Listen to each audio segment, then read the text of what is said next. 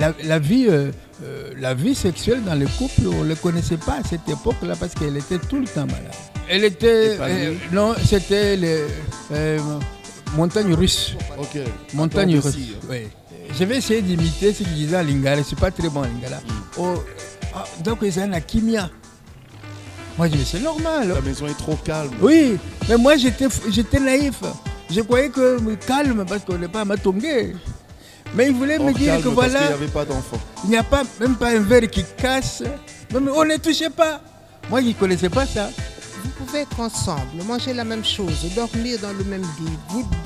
Vous aimez énormément, mais vous appréhendez la vie, les événements de la vie différemment. Avec tous ces diplômes, je n'ai pas le Saint-Esprit. Quand je voyais quelqu'un parler en langue, je dis, mais comment vous faites? Oh, mais Moulim Sokoye. Oui. Personne n'était là pour m'expliquer ce que c'est. J'ai dit à mon père, papa Idao, j'ai dit, mais Daddy, moi je ne sais pas parler en langue. J'ai dit, quoi? Il a pris quelqu'un, on est dans un coin. Dans 15 minutes, ils étaient baptisés de Saint-Esprit. Donc vous étiez avec le grand Idaoussa. Oui, mais comment nous vivons dans nos couples? Comment nous vivons dans nos mariages? Il y a des hommes de Dieu qui ont leurs femmes à la maison, mais ils ont aussi des femmes de ministère. Je n'ai pas vu ça dans la Bible. Non, c'est du 23 au 28. Du 23 au 28. D'accord. Ok. Donc il y a une série de oui. conférences. Les 3 premiers jours sont consacrés, nous avons voulu le consacrer à la mission de l'Église. Dieu ne nous a pas appelés pour construire des bâtiments. Il nous a appelés pour gagner les âmes. Maintenant, on ne gagne plus les âmes, on donne des bénédictions. On donne des visas pour aller en Europe. Mais nous voudrons réveiller dans les cœurs des serviteurs de notre pays la soif d'aller prêcher l'évangile, de gagner les âmes pour le Seigneur.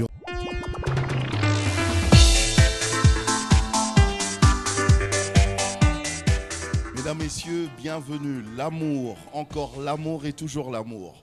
Nos invités aujourd'hui que je vais vous présenter ont fait 50 ans de vie commune, 50 ans jour pour jour de mariage. Il faut le faire. Ils ont des choses à nous dire, ils ont des conseils à nous prodiguer, mais nous avons aussi besoin de connaître leur histoire d'amour, comment ils ont fait pour résister jusque-là. Mesdames, Messieurs, aujourd'hui, nous recevons le couple Tshibambe. Il s'agit bien sûr du révérend Dr François Tshibambe et de maman Sarah Tshibambe qui sont nos invités aujourd'hui, à qui je dis d'ailleurs bonjour. Bonjour, bien-aimé. Bonjour papa, bonjour maman. Bonjour, bonjour. Bonjour, bien-aimés fidèles de Dieu nous tout. Ok, vous allez tout nous dire.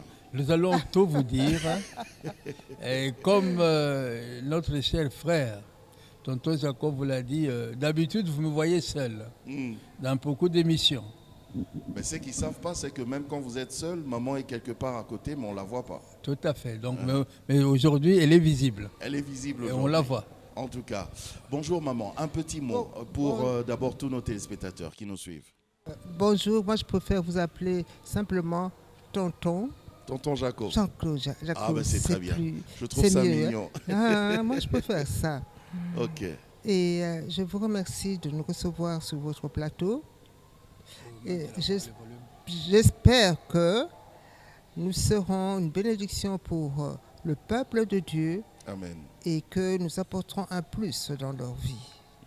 Nous ne disons pas que nous avons été parfaits. Oh non, loin de là. Si ce n'était Jésus, nous n'aurions pas été ensemble. Parce que si vous connaissez notre histoire, il y a des moments où vous vous poserez la question, comment est-elle restée? Amen.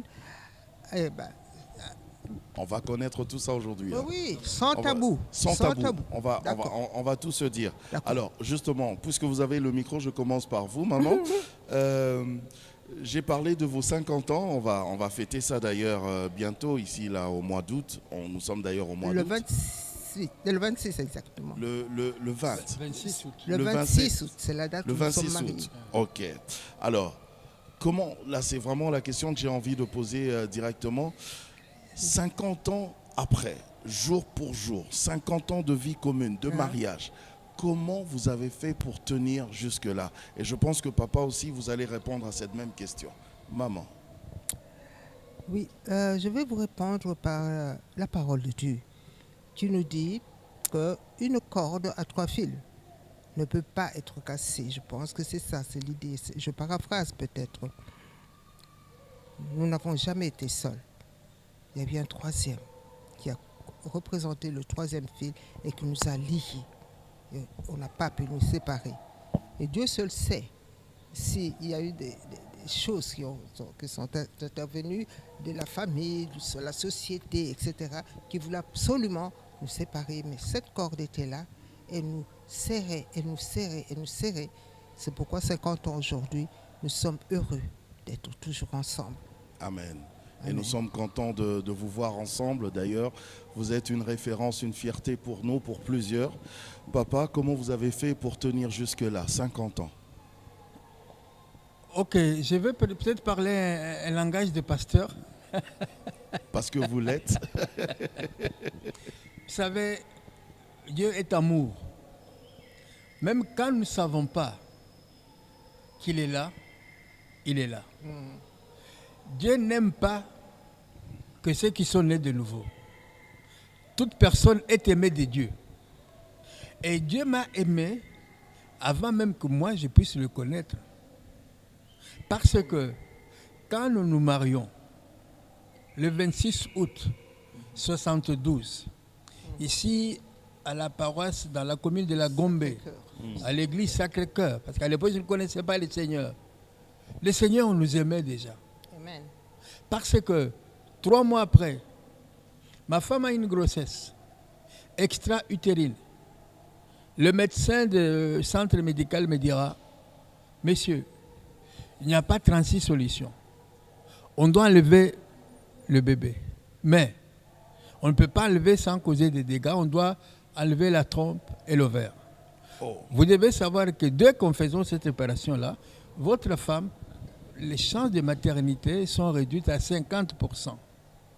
Moi, je dis, mais docteur, si c'est la seule solution, on l'a fait. Déjà à 6 mois de mariage. Après cela, c'est hôpital, maison, hôpital, maison. Et parce que nous parlons sans tabou, la vie sexuelle dans le couple, on ne le connaissait pas à cette époque-là parce qu'elle était tout le temps malade. Tout le temps malade, tout le temps à l'hôpital. Oui. Et le gouverneur, elle va aux États-Unis, nous sommes en 1973. Elle n'y va pas pour les soins, elle va pour son travail parce qu'à l'époque, elle travaillait pour la Banque nationale, Banque du Zaïre. Là, il y a une hospitalisation à Washington Hospital. Women Hospital. Oui. Ablation de l'ovaire qui est restée. Et elle revient, une semaine à la maison. Et à la maison, c'est une semaine au lit. Parce qu'à l'époque, elle travaille à la Banque du Zaïre. Quand elle vient du bureau, elle est au lit. Quand elle quitte le lit, elle est au bureau. Son patron, le feu gouverneur Sambo Pidabangue, il dit non, Madame Kabamba, je t'envoie pour les soins médicaux en Belgique. Elle est partie. Elle est reçue à l'hôpital de Louvain-la-Neuve. Le gynécologue qui la reçoit lui dit non, madame, je dois te parler, mais j'ai besoin de ton mari. Là, c'est déjà, on va dire, 1 an déjà après le mariage. 4 ans après le mariage. 4 ans après le mariage. Alors, moi, je suis en mission à Rome, je viens sur Bruxelles. En 1976. Et tout ça... on ne connaît pas Jésus. Vous ne connaissez pas Jésus et vous n'aviez pas une vie d'intimité, une vie sexuelle elle était... épanouie non, c'était les montagnes russes. Ok, montagne russe. Oui. Ok. Alors, quand le médecin, j'arrive... Une relation yo-yo. Oui. Quand le médecin arrive, quand j'arrive à Louvain-la-Neuve, en 76, début 76, les gynécos qui étaient profs de gynéco à Louvain-la-Neuve disent, mais monsieur, enfin, citoyen, nous sommes en... Oui, à l'époque, c'était je voulais citoyen. parler à votre femme en votre présence, parce que la nouvelle que j'ai à vous annoncer est grave. Votre femme ne peut pas avoir d'enfant. Ah. J'ai le dossier médical. Alors moi, je vous propose des solutions. Je vous aide à adopter des enfants, parce que je vois qu'elle a les sentiments de maternité. Ou je vous conseillerais de revenir en Belgique. À l'époque, je suis système ingénieur à IBM Congo. Mais je l'étais d'abord à IBM Belgique. Et pour mon mariage, j'ai demandé la mutation, j'ai quitté IBM Belgique pour venir au Congo. J'ai dit à mon docteur, non. J'étais ici, il dit non, vous pouvez revenir parce que si vous restez chez vous, vous allez avoir beaucoup de problèmes. Est-ce que, parenthèse, est-ce que ça vous embêtait déjà vous-même, parce que vous étiez encore très jeune, est-ce que ça vous embêtait ces genres de situations? Si pas vous, est-ce qu'au niveau de la famille, ça commençait à déranger? Non, ou bien? La famille, n'en parlons pas parce qu'on était coupés de toutes les familles. Ah. Je vous raconte une anecdote. Oui. J'étais très naïf.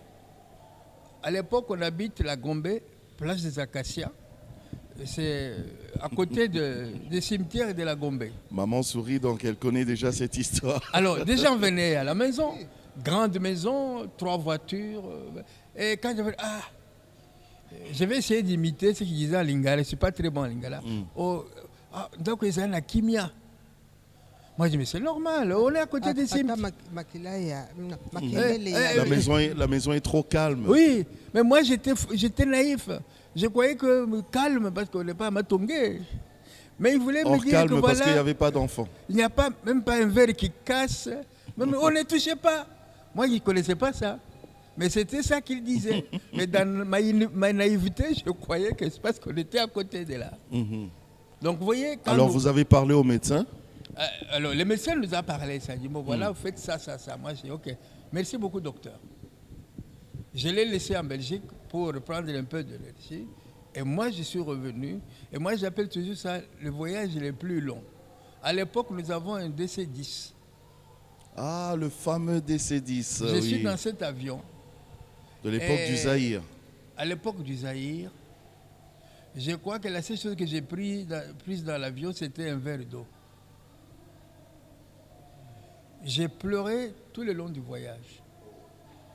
Je dis, mais donc, elle ne va pas avoir d'enfant. C'est le médecin qui le dit. Mais arrivé ici, on nous parle de Pasteur Aïdi Nabala. Je vais le voir. Il dit, mais frère, Ndeko, il faut seulement avoir la foi. Il vous dit qu'il faut avoir la foi. Vous voyez, quelqu'un qui sort de l'économétrie, avec les calculs électroniques en tête. Quelqu'un qui est très cartésien. Très cartésien. On lui parle de la foi. On va essayer.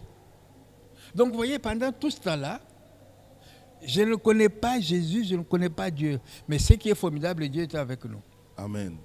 Parce que quand on va vers le Seigneur, il va renverser toutes les formules. Donc, c'est pour dire que ça n'a pas été facile. Ça n'a pas été facile. Et surtout, l'amour de Dieu. L'amour de Dieu dans tous ces moments difficiles. Nous, on ne savait pas qu'il était avec nous. Alors que vous ne le connaissiez pas On encore. ne le connaissait même pas. Mais lui, il vous aimait déjà. Oh, mon frère. Maman, j'ai envie de poser cette question. Comment vous-même, personnellement, vous avez vécu cette situation?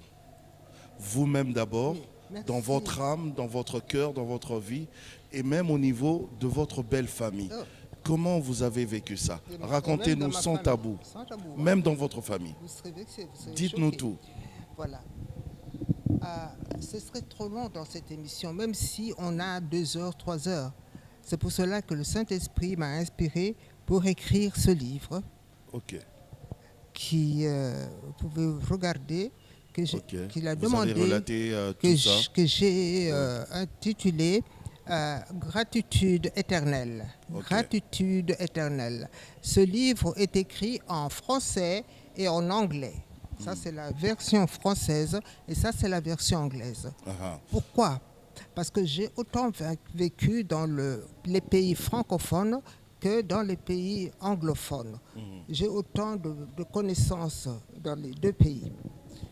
Alors, comment j'ai vécu ça?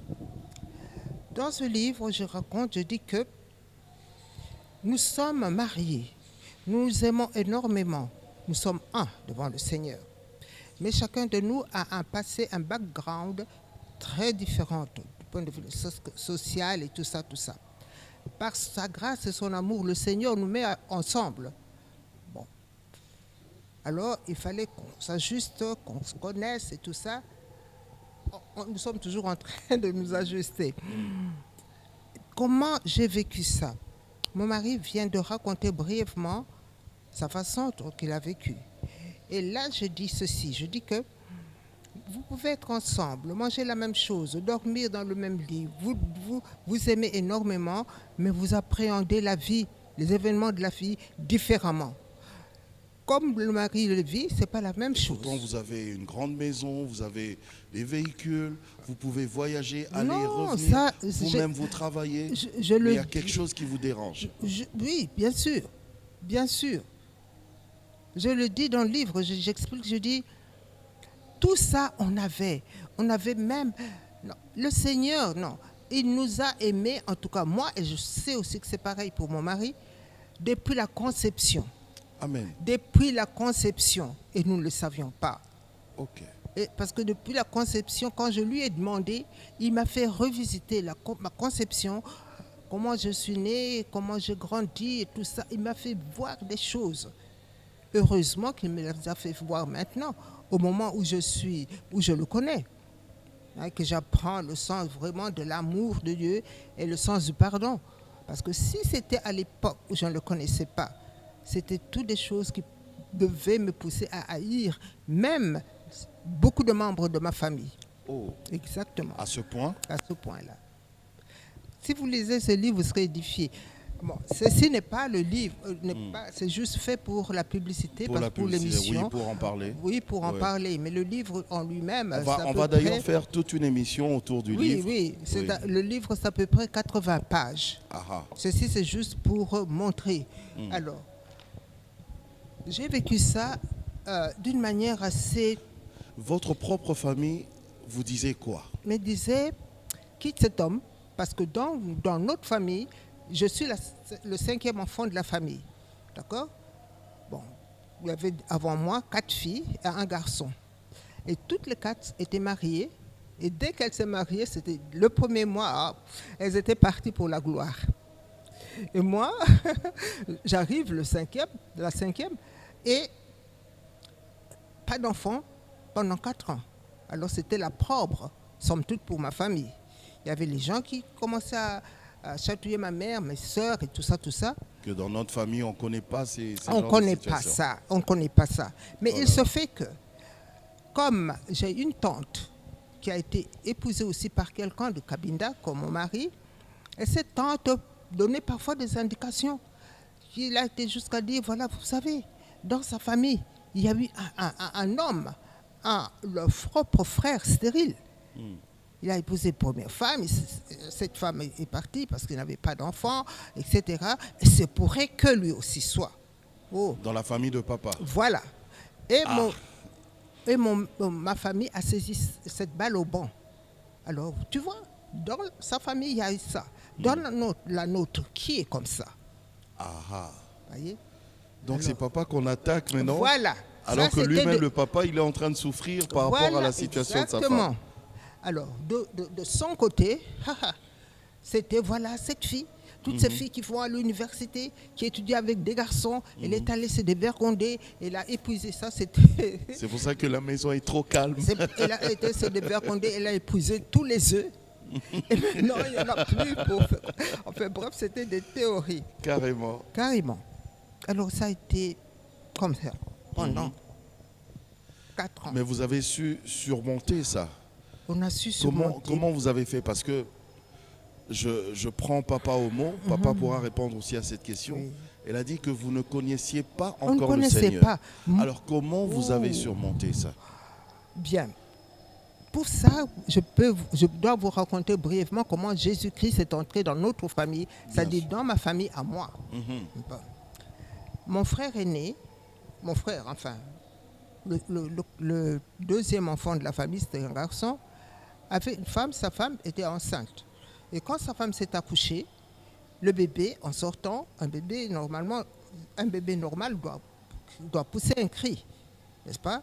Et c'est le signe de vitalité, de bonne santé, etc. Et ce bébé-là a poussé son premier cri et son ventre s'est ouvert. Il n'y avait pas une fermeture au niveau de son ventre, parce que les deux côtés étaient reliés par une membrane. Et ça s'est fait ici aux cliniques Reine Elisabeth Ngaliema actuellement. Et les entrailles de l'enfant sont sorties. Tout de suite, les médecins ont eu la présence d'esprit de remettre les entrailles à l'intérieur, aller vite à la salle d'opération. Et l'enfant était en train d'être opéré. Mais entre-temps, ma mère qui savait que sa belle-fille allait s'accoucher, et elle habite Simba Zigida, vous savez, donc on devait opérer un nouveau-né. Il n'avait même pas 30 minutes, tout de suite, elle est sortie tout de suite à la salle d'opération. Aïe, aïe, aïe. Alors, c'était une question de vraiment désespérer. Et il n'y avait que la mère et le père qui vivaient ça, parce que nous tous, on n'était pas là, lui était à son bureau, moi aussi. Et ma mère, qui était anxieuse, qui ne savait pas ce qui se passait à l'hôpital, qui était anxieuse parce que, bon, vous savez, quand il y a une naissance qui va s'opérer dans la famille, on a toujours de l'anxiété, comment ça va se passer, etc. Surtout en Afrique. Oui, exactement. Elle s'était assise devant la maison, en train de regarder ma femme. Où est mon fils? Pourquoi ne vient-il pas me donner des nouvelles? Et ça, c'est quelque chose ça paraît peut-être irréel, mais c'est de là où tout est parti. Elle était assise là devant la maison, elle voit 3 personnes venir. Elle n'a jamais pu définir ces personnes, si elles étaient des hommes ou des femmes. Mais elle se souvient très bien que c'était des personnes qui avaient un accoutrement assez bizarre, assez sale, assez malheureux. Et ces personnes s'approchent d'elle et la saluent par son nom. Ok. Normal. Parce que elle n'a jamais vu ces personnes avant. Elle n'a jamais vu.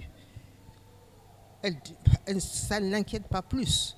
Parce qu'elle était très connue en raison de ses activités. Et alors, oui, elle répond. Voilà, on nous a envoyés chez vous. Ça commence à l'intriguer. Ah oui, qui vous a envoyé? On nous a envoyés chez vous pour vous donner un message. Alors, ces personnes commencent à dire, actuellement, vous êtes là assise, en train d'attendre des nouvelles de l'hôpital, de votre belle-fille qui est en train d'avoir un bébé. Oui, nous venons vous parler de la naissance.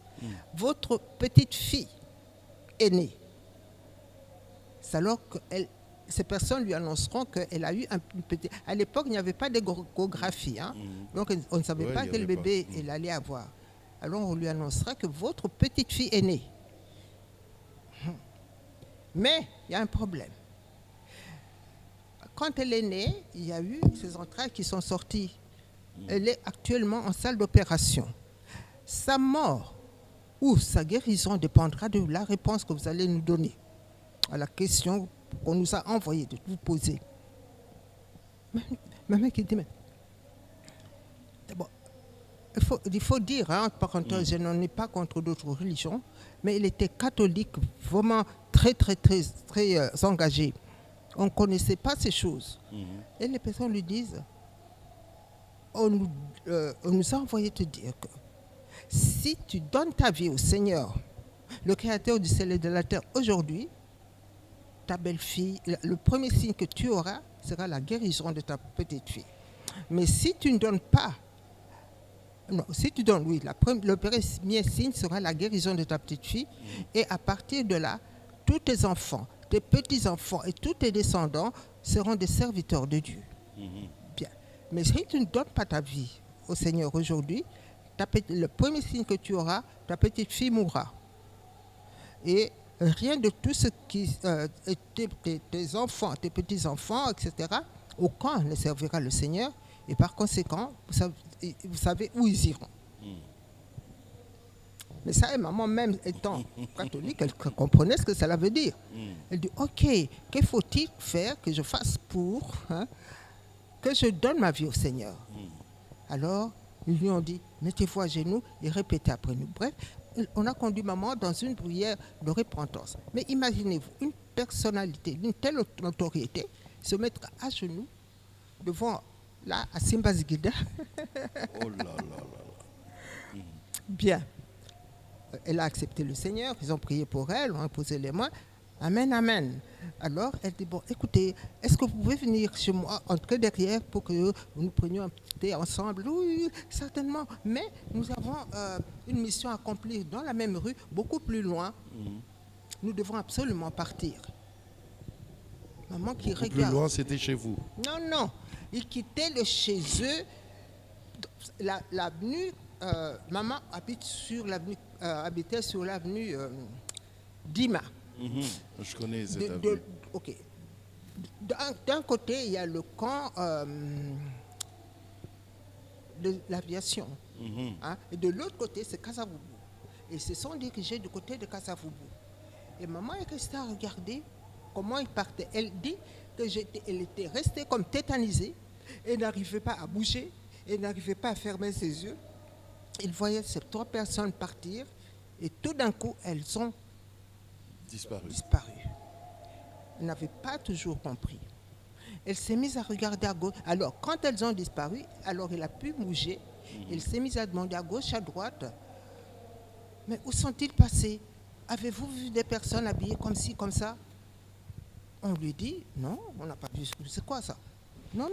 Mais vous avez vu les gens qui ont prié pour moi. Oui, j'étais à genoux là, mais non, on n'a rien vu. Personne dans le marché n'a vu ça. Mais vous-même, après, comment Christ est entré dans votre vie? Mais c'est de là. Alors, le même jour, mon mari qui savait ça, qui savait que ma belle-sœur allait accoucher, qui n'avait pas de nouvelles, part maintenant chez ma mère pour voir mon frère, parce qu'il habitait là-bas, pour s'enquérir de l'état de sa femme et du bébé éventuel. Et c'est alors qu'elle rencontre ma mère, et ma mère lui dit, non, voilà ce qui s'est passé ici. Elle lui raconte l'histoire. Ah bon? C'est comme ça. Quand il dit qu'il ne connaissait pas le Seigneur, moi je doute. Parce que depuis que je l'ai connu, il a toujours des attitudes, il a toujours eu un comportement qui était extrêmement dévot. Ok.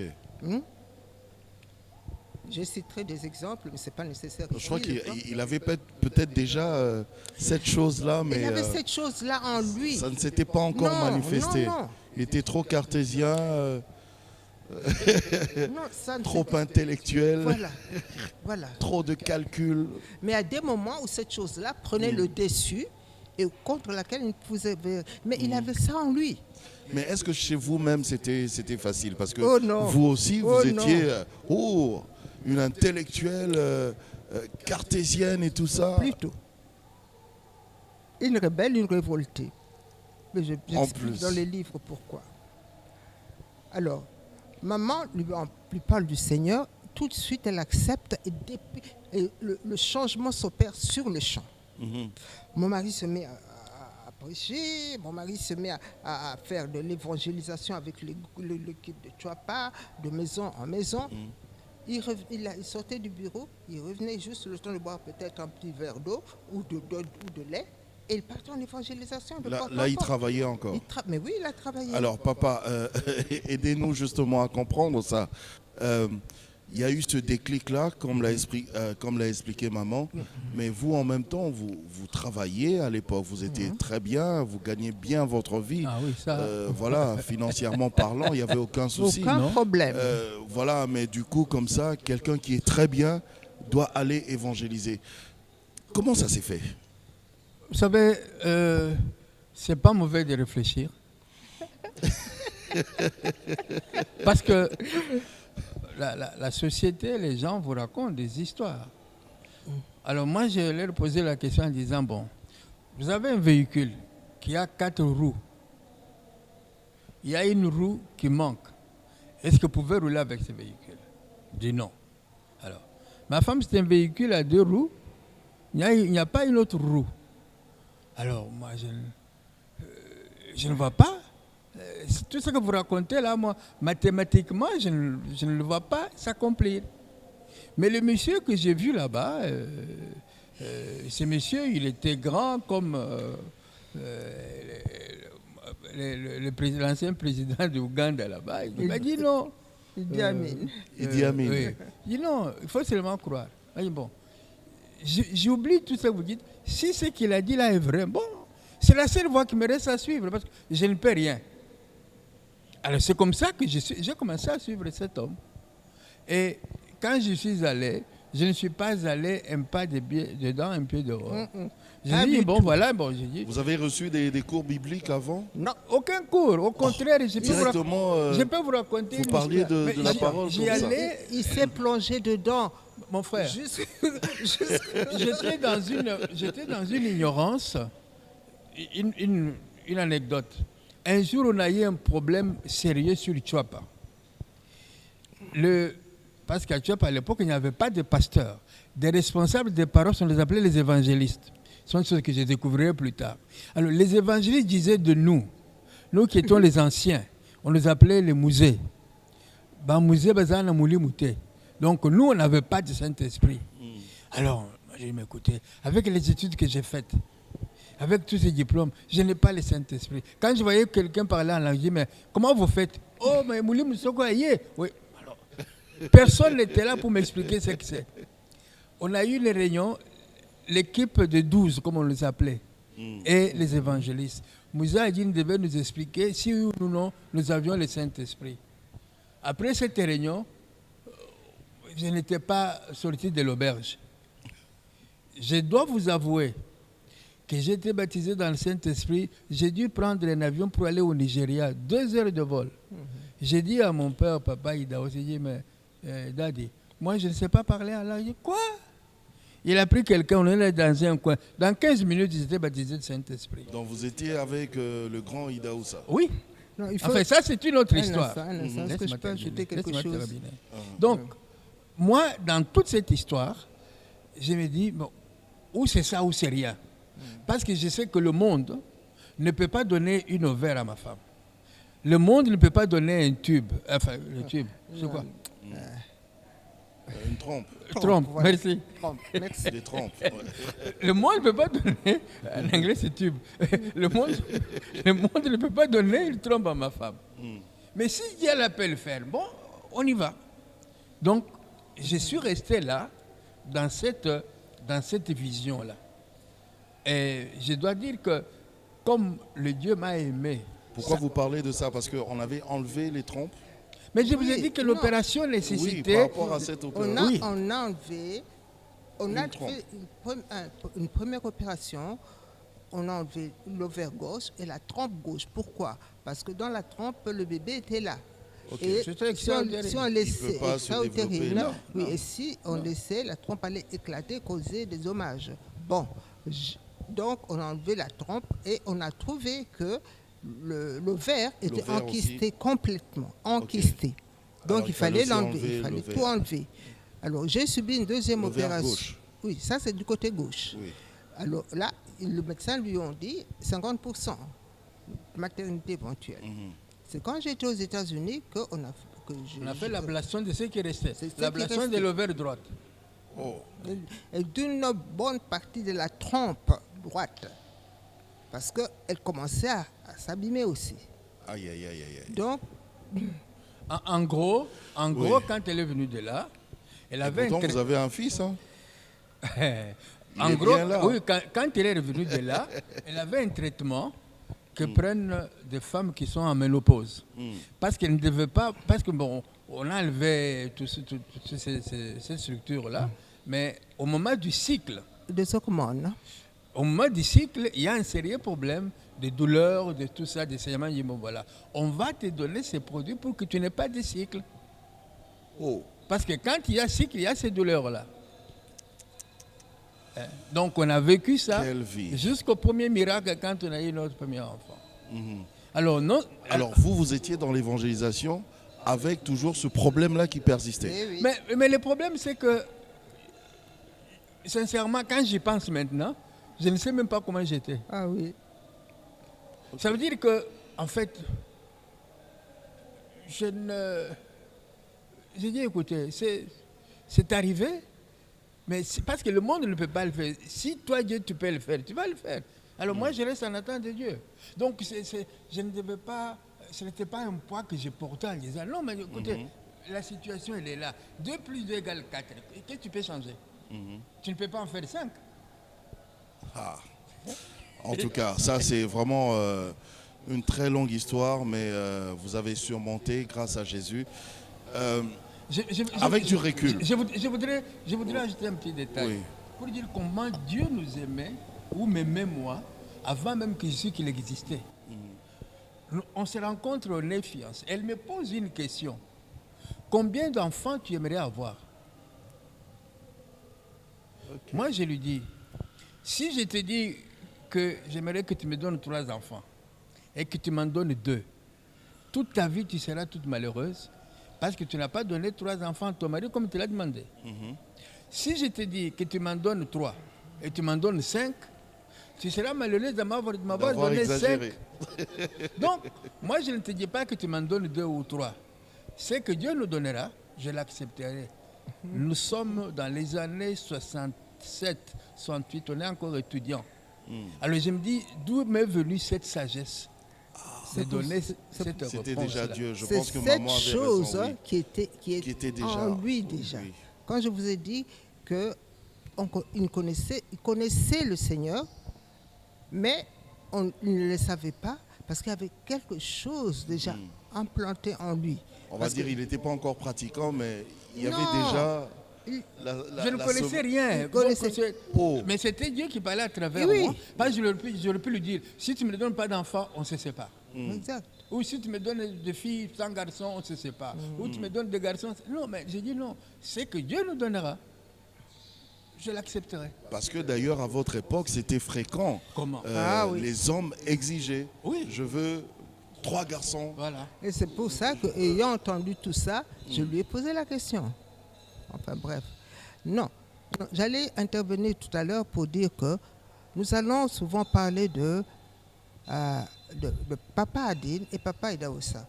Les gens peuvent se poser la question, mais comment? Ils ont 2 pères, comment est-ce qu'ils peuvent avoir 2 pères spirituels? Oui, nous avons 2 pères spirituels. Ah oui. Pasteur Adine est notre père biologique, si vous voulez. C'est lui qui nous a introduits à Jésus. Et Pasteur Idahosa est notre père nourricier.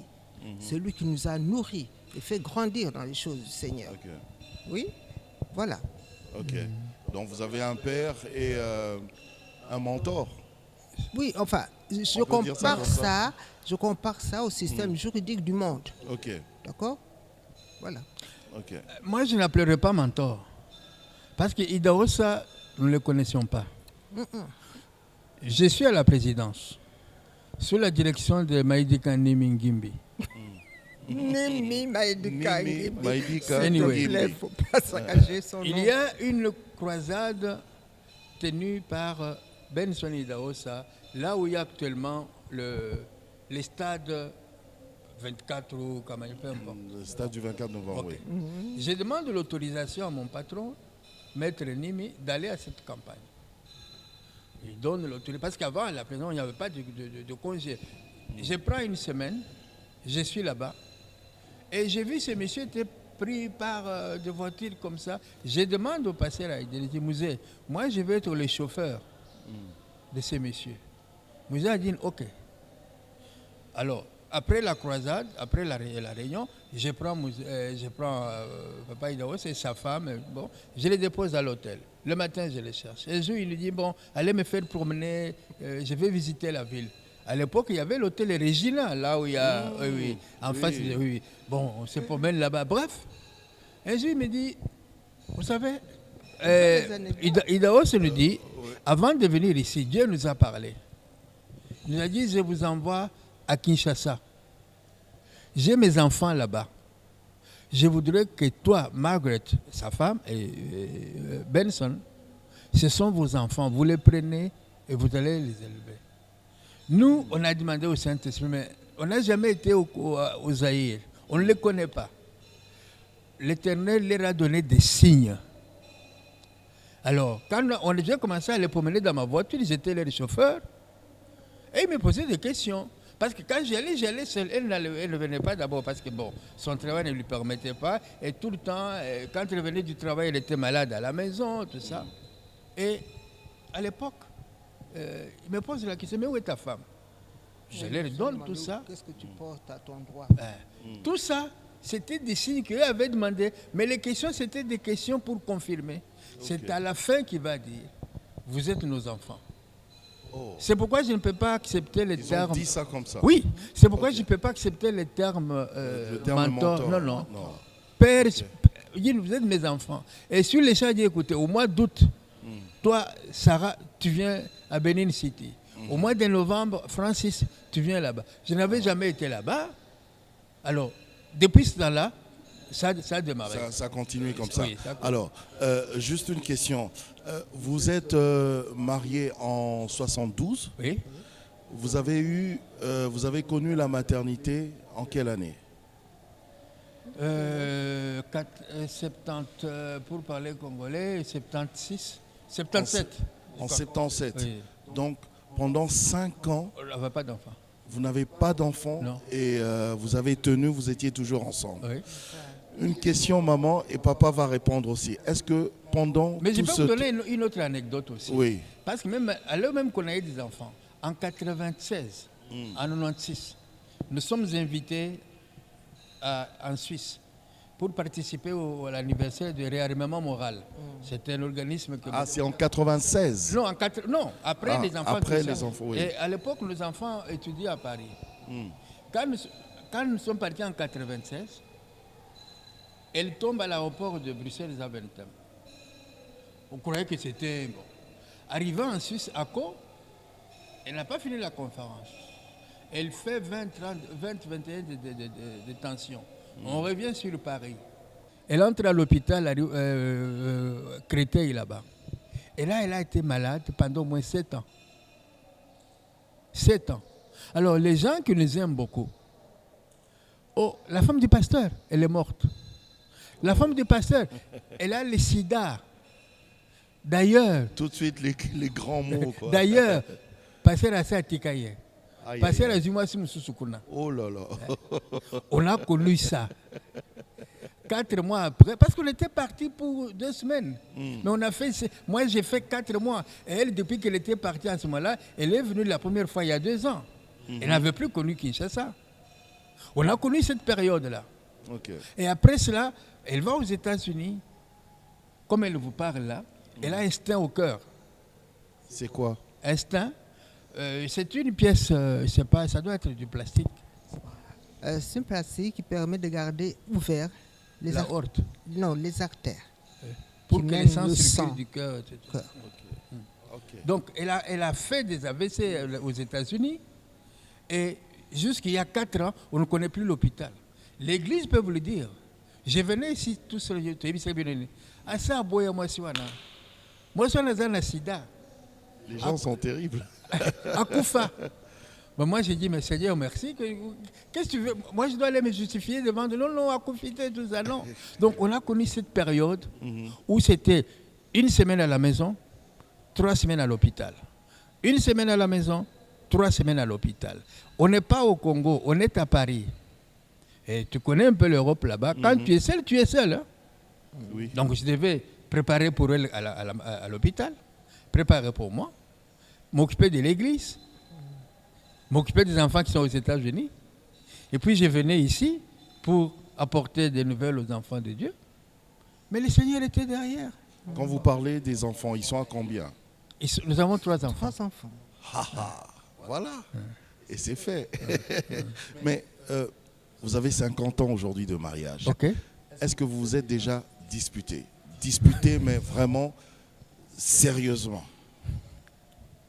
Qu'est-ce que vous appelez sérieusement?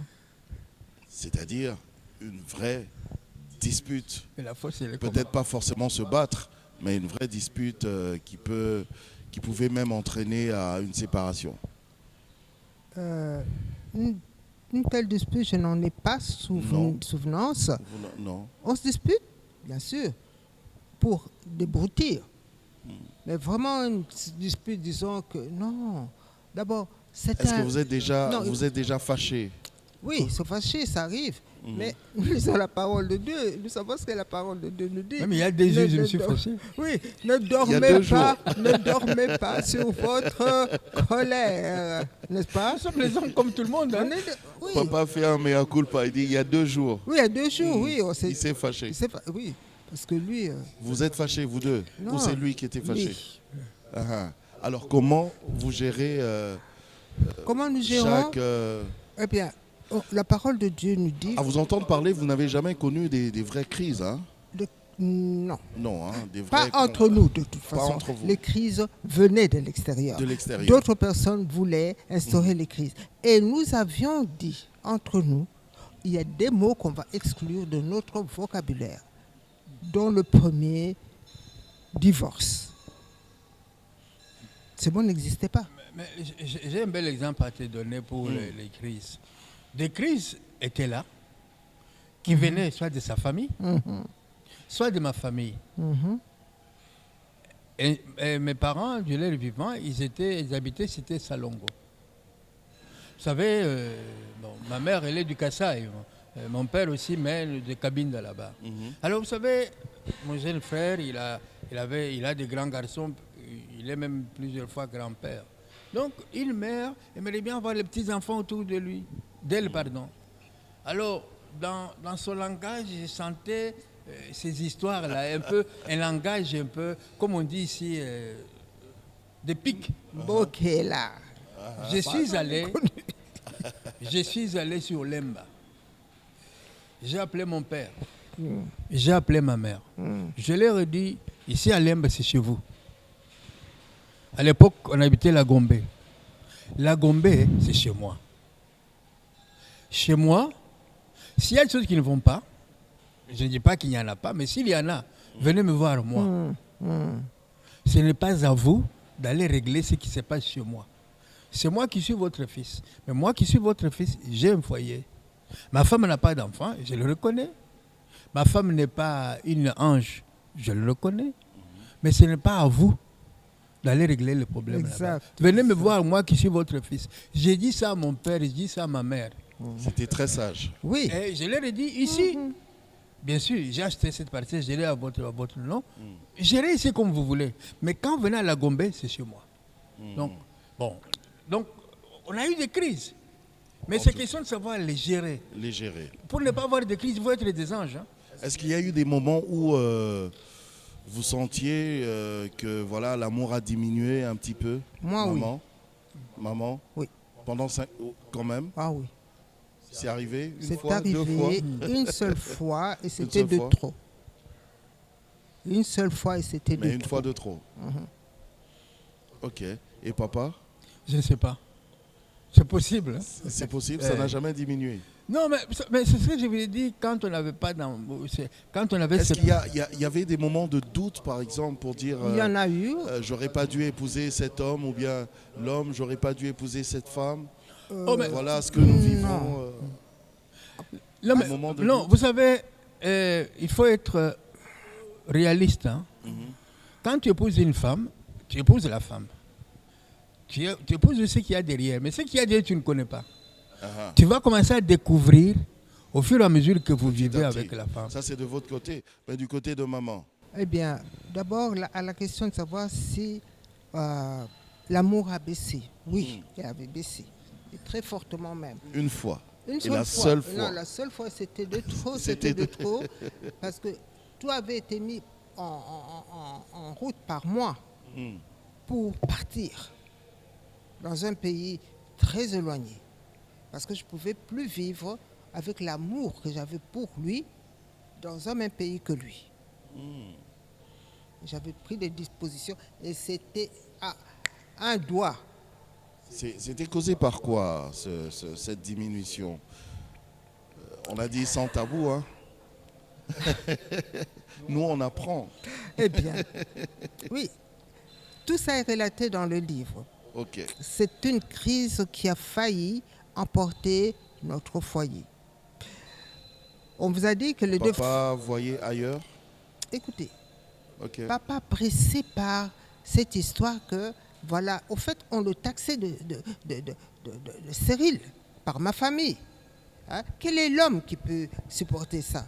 Et cela n'était pas dit derrière la porte. Ça se disait, hein?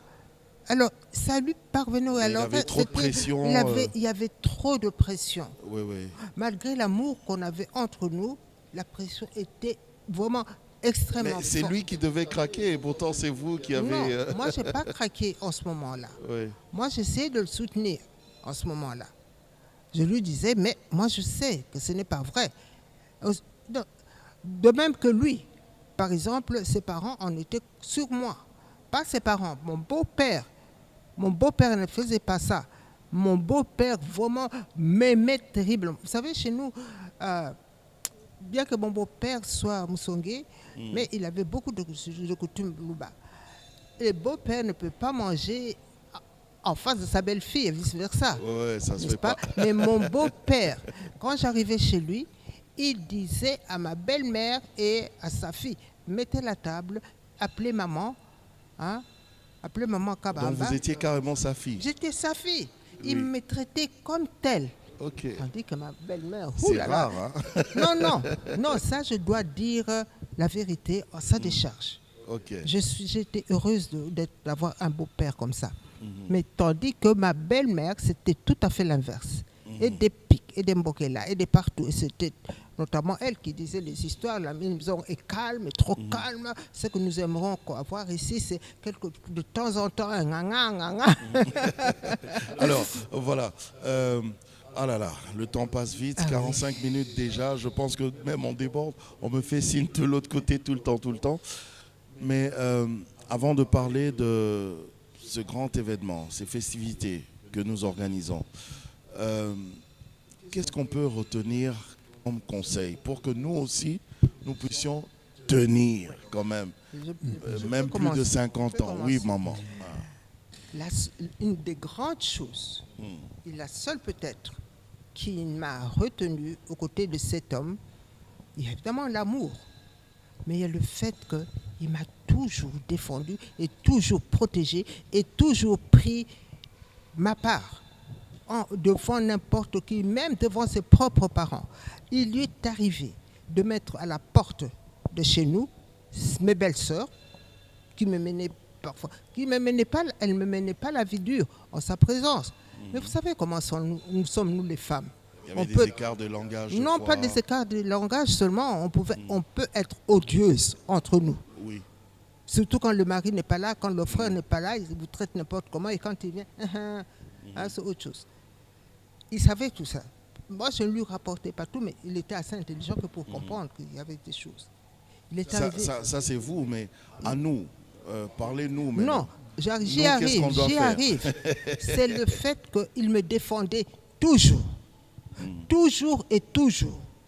Quitte à ce qu'il se retourne contre moi, entre nous. Mais écoute, franchement, là, tu avais gaffé quand même. Oui, je le reconnais. Moi, j'avais la simplicité de le reconnaître. Mais devant les personnes extérieures, il m'avait toujours défendu.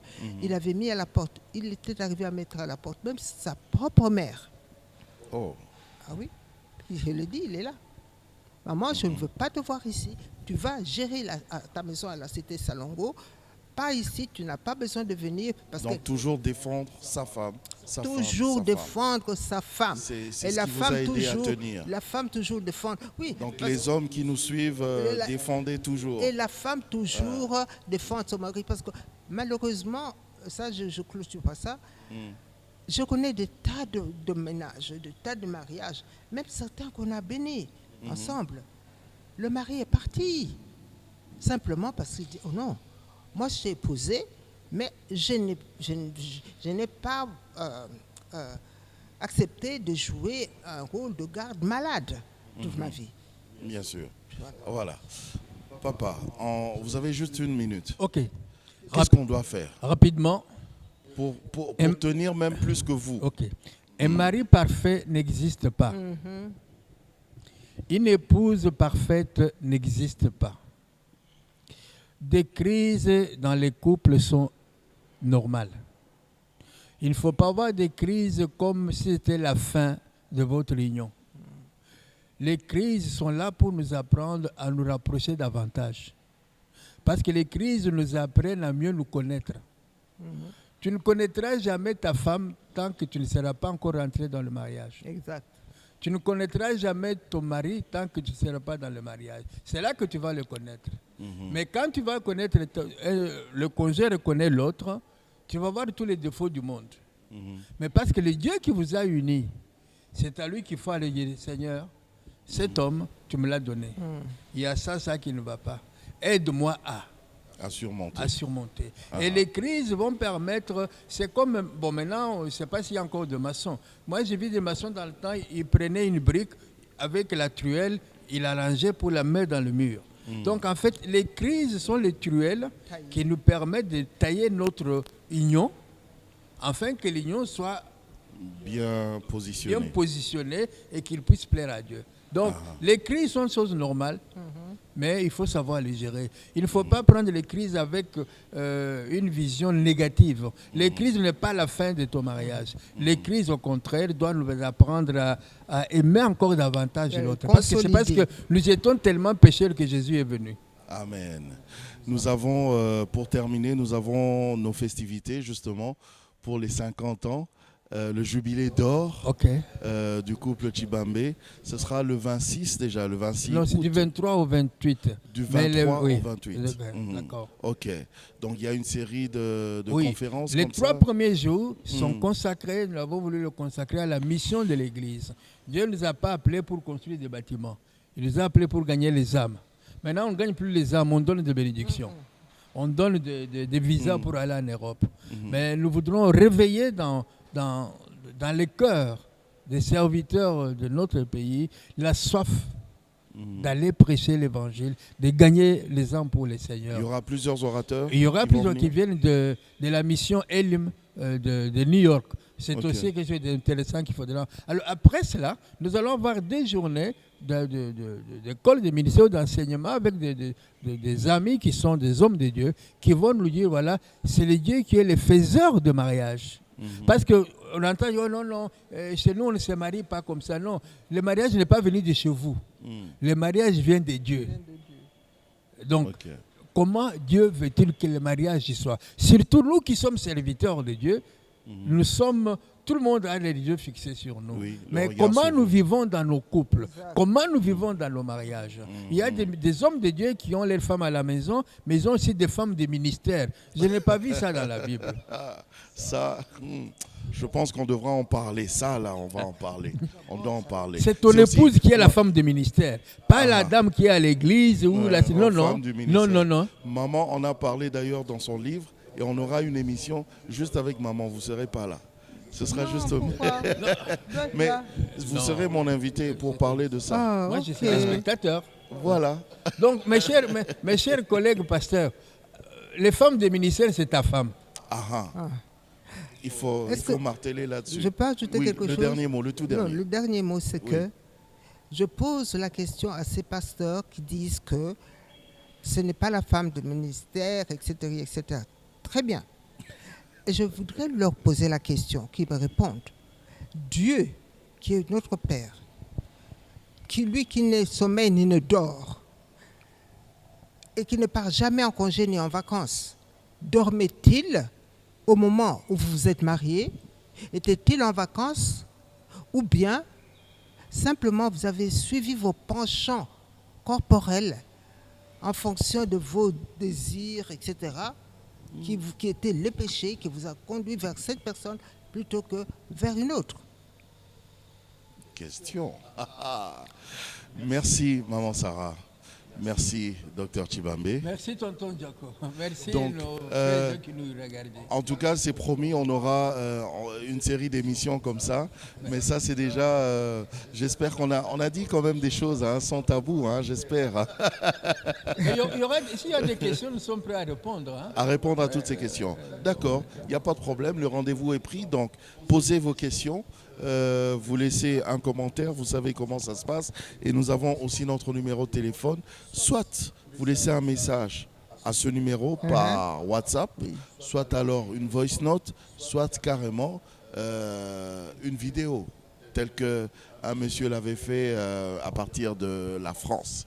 Merci beaucoup. Merci au couple. Merci bien-aimés qui nous avaient suivis. Merci tonton Jaco. Merci surtout aux techniciens. Qui sont toujours vous faites là. un très bon travail. Que Dieu vous bénisse dans votre ministère. Vous êtes très important. Même si vous, on ne vous voit pas dans les images. Mais nous, on sait que vous êtes derrière. C'est Soyez eux qui bénis. font qu'on nous voit. Hein. Oui, sans Donc, eux, ils sont très importants. Sans eux, on ne serait jamais là. Sans eux, Merci. on ne serait pas là. Techniciens, on Merci. vous aime beaucoup. On vous aime. Portez-vous bien et au revoir.